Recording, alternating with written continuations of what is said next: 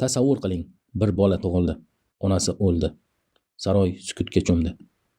Ammo odamlar bu fojiani taqdir emas, la'nat deb atashdi. U qiz malika edi, lekin bolaligidan aybdor bo'ldi. Unga sehr tegmadi, unga odamlarning hukmi tegdi. Bugun siz la'natlangan qiz haqida eshitasiz. Bu oddiy ertak emas, bu saroy fitnalari, ota pushaymoni va bir qizning sukutdan kuchga aylangan taqdiri. Savol bitta: agar butun dunyo sizni ayblasa, siz sinasizmi yoki tarixni o'zgartirasizmi? Hikoya qadimiy arab shaharlaridan birida kechadi. Bozorlar gavjum, saroy hayoti tantanali, lekin ich-ichidan fitna va mansab talashish ildiz otgan muhit tasvirlanadi. Asosiy obrazlar: shoh Xurshid, mamlakat tinchligi va adolatini o'ylaydigan podshoh; Shamsi Zamon, shohning qizi, keyinchalik la'natlangan qiz degan nom bilan atala boshlaydi; Malika Gulnor, saroyning nuri bo'lgan ayol siymosi. Hikoya boshida taqdiri fojiali buriladi. Moriya, saroydagi yaqin xizmatkor, hamroh ayol, qiz taqdirida katta o'rin tutadi. Ammor, saroy va qo'shin atrofidagi muhim shaxs, yakunda shoh tomonidan munosib qadrlanadi. Shuningdek, saroy amaldorlari va fitnaga moyil shaxslar, vazir va uning atrofidagilar voqealarni keskinlashtiradi. Hikoya qadimiy shahar manzarasi, urf-odatlar va saroy muhitini tasvirlashdan boshlanadi. Mamlakatda katta quvonch, shohning farzandi dunyoga keladi. Qizaloqqa Shamsi Zamon deb ism qo'yiladi. Tug'ilish tantanalari bo'lsa-da, bu xursandchilik ichida og'ir sinov yashirin edi. Ona Malika og'irlashib boradi. Saroy tabiblari keladi, saroy ahli xavotirga tushadi. Oxir oqibat Malika so'nggi nafaslarida shohga eng katta vasiyatni aytadi. Qizini asrashni so'raydi. Shu bilan Shamsi Zamon go'dakligidayoq onasiz qoladi. Shoh esa ich-ichidan yimirila boshlaydi. Mana shu fojia keyinchalik saroydagilar orasida turli mish-mishlarga sabab bo'ladi. Ba'zilar qizni baxtsizlikni keltirdi deb biladi. Shamsi Zamonning la'natlangan degan tamg'asi ham asta-sekin shu ruhiy fon ichida paydo bo'ladi. La'natlangan deyishga yana bir sabab, har safar qiz xafa bo'lsa yoki xursand bo'lsa sochlari oq tusga kiradi, keyin yana qora rangga qaytadi. Bu holat ham odamlarda la'natlangan qiz deyishga sabab bo'ladi. Qizni yakkalantirib qo'yishadi. Odamlarga yaqin borish uchun boshida ro'mol o'rashga majbur, hayotini o'z xonasida va kutubxonada o'tkazishga majbur edi. Shoh Xurshid davlat ishlarida band, lekin ichki olamida yo'qotish og'rig'i bor. Shamsi Zamon esa saroyda ulg'aygani bilan bolaligidanoq mehrga tashna bo'ladi. Ona mehrini Moriya kabi ayollar orqali his qiladi, ammo baribir yuragida bo'shliq qoladi. Shu davrda saroyning asl muammosi ko'rinadi. Podshohning dardi va saroy protokollari Shamsi Zamonni shahzoda qiz qilib qo'ysa-da, uni chin ma'noda baxtli qilmaydi. U o'ziga beriladigan e'tibor bilan oddiy xalqning og'riqlarini solishtira boshlaydi. Bu esa Shamsi Zamon xarakterini shakllantiradi. Bu shunchaki saroy guli emas, tushunishga intiladigan qizga aylanadi. Asarda Shamsi Zamon taqdiri la'nat degan bitta so'z bilan emas, balki odamlarning adolatsiz hukmi saroydagi fitna, mansabparastlik va shohga yaqin bo'lishni istaganlar o'yini bilan qorayib boradi. Qizning har bir nozik qadami, har bir xatosi bo'rttiriladi, u aybdorga aylantiriladi. Biroq Shamsi Zamon sinmaydi. U xalqning dardi bilan qiziqadi, saroyning ichki qoidalarini tushunadi, kim do'st, kim dushmanligini asta-sekin ajrata boshlaydi. Eng muhimi, kechirish va adolat orasidagi farqni anglaydi. Bu boblarning ruhi shuni ko'rsatadiki, la'nat ko'pincha sehr jodu emas, insonlar qo'li bilan yopishtiriladigan tamg'adir. Hikoya yakuniga kelib, saroydagi ziddiyatlar portlash nuqtasiga yetadi. Asarda zindon, asirlik, qo'rqinchli buyruqlar va qo'shin ichidagi taraddudlar fonida Shamsi Zamon ham shoh ham sinovdan o'tadi. Yakuniy sahifalarda voqealar juda keskinlashadi. Bir tomonda shoh Xurshid va uning atrofidagi kuchlar, ikkinchi tomonda esa saroy ichida ko'rinmas dushman bo'lib yurgan amaldorlar va fitnachilar. Shu paytda Shamsi Zamonning eng katta o'zgarishi namoyon bo'ladi.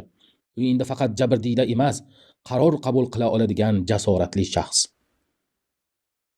Shoh Xurshid o'zining ayrim xatolari, adolatsiz qarorlarining oqibatini tan oladi.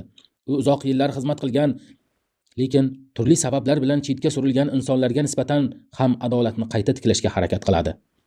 Yakunlarda Ammor nomi alohida tilga olinadi. Shoh uning mardligi va sadoqatini e'tirof etadi va avvalgi adolatsizliklar uchun kechirim so'ragan mazmunda sahnalar bor. Eng ta'sirli yakunlardan biri shoh Xurshid mamlakat boshqaruvida Shamsi Zamonning o'rnini ko'taradi. U ayol bo'la turib, davlat kengashlari boshqaruv tizimida juda yuqori maqomga chiqadi. Asarda bu mamlakat tarixida birinchi marta degan ruhda beriladi. Yakuniy fikr shunga boradi. Inson boshqalarning xatolari bilan yashashga majbur emas. Muhabbat, mehr, g'amxo'rlik va e'tibor bo'lmasa, jamiyat qayta-qayta zulmga sirg'aladi. Adolatli hukmdor ham, kuchli shaxs ham eng avvalo insoniylikni unutmasligi kerak. La'nat odamlar yopishtiradigan tamg'a. Haqiqat tekshirilmasa, shov-shuv haqiqatga aylanadi. Saroy fitnasi davlatning ichki yimirilishi. Eng katta dushman tashqaridan emas, ko'pincha ichkaridan chiqadi. Mehr va tarbiya Shamsi zamonning kuchi. Faqat qasos emas, balki ichki o'sish, saboq olish. Ayolning salohiyati asar yakuni Shamsi zamon timsolida ayol rahbar bo'la olmaydi degan qarashni sindiradi. Biz odamlar boshqalarning xatolarini ko'tarishga majbur emasligini, inson muhabbat, mehr, g'amxo'rlik, e'tiborga muhtoj mavjudot ekanini anglab yetmagunimizcha hayotda ko'pchilikni, ko'p yaqinlarimizni yo'qotamiz. Ularning o'zlarini yo'qotmasak ham qalblarini qo'ldan boy beramiz. Shoh Xurshid bir necha qadam yurib chaqaloqning oldiga keldi va boshini egib qattiq yig'layotgan qizchaga qaradi. Shunda ko'zlari ko'rgan manzaradan hayratda qoldi. Shamsi zamonning soch tolalari birin-ketin qoradan kulrangga, kulrangdan oq rangga o'zgara boshlagan edi. Yig'isi kuchaygan sari sochidagi oq tolalar soni ham ortib borardi. Xurshid yuzining rangi o'zgarib, ham xavotir, ham hayrat bilan Moriyaga qaradi. Moriya, "Faqat bu emas", dedi. Chaqaloqni qo'liga oldi. Uni irkalatib, ovutishi bilan sochlarining rangi yana avvalgi qora rangiga qayta boshladi. Chaqaloq jim bo'lib, qiqirlab kula boshlaganida esa sochlari yana boshqatdan oqarib ketardi. Jajji chaqaloq Shamsi zamondan boshqa hamma bir necha soniyalar jim bo'lib qolishdi. Xayollariga gir aylanayotgan savollarga hech qanday javob yo'q edi. Shohning qizi tavqa la'natga uchragan ekan, sehrlangan shum qadam chaqaloq, yo bo'lmasa shunga o'xshash gaplar tez orada butun shaharga tarqaldi. Podshohning qattiq tayinlashi va qo'rqitishi bu sirni saroy ichida saqlab qola olmadi. Oyni etak bilan yopib bo'larmidi? Shaharda tarqalgan gaplar Shamsi zamonga qilingan tuhmatdan boshqa narsa emasdi. Bundan ko'ra unga noyob qizcha yoki ajoyib qizcha degan nom munosibroq edi. Avval boshda Shamsi zamonga rasm chizish, yozishdan boshqa narsa ekanini tushuntirdi. Shamsi zamon bu gapni tushunmagandek hayron bo'ldi. Keyin Qamariddin bu ma'noni izohladi. Yozishning manbai qalb hisoblanadi. Qalbdagi his-tuyg'ular harflar va so'zlar vositasida qog'ozga tarjima qilinadi. Yozishni qo'l bajaradi. Qo'lda esa fikrlash qobiliyati bo'lmaydi. Rasm chizish esa qo'l bilan qalbning birgalikdagi harakatidan kelib chiqadi. Bunda aql aralashmaydi. Bunda go'yo qo'ldan ham tafakkur qilish qobiliyati talab qilinadi. Bunda qalbdagi hislaring kuyiga barmoqlaring raqs tushayotgandek bo'ladi. Ana shundagina sen barcha hislaringni qog'ozga tasvirlay olasan. Agar bu hikoya sizga ta'sir qilgan bo'lsa, videoni like bosing, obuna bo'ling va bildirishnomani yoqib qo'ying. Chunki bu kanal shunchaki hikoyalar emas, inson taqdiri, adolatsizlik va ichki kuch haqida. Izohlarda yozib qoldiring. Sizningcha Shamsi zamon chindan ham la'natlangan edimi yoki jamiyat uni shunday qilib qo'ydimi? Yana qanday kitoblarning mazmunlarini chiqarishimizni izohlarda yozib qoldiring.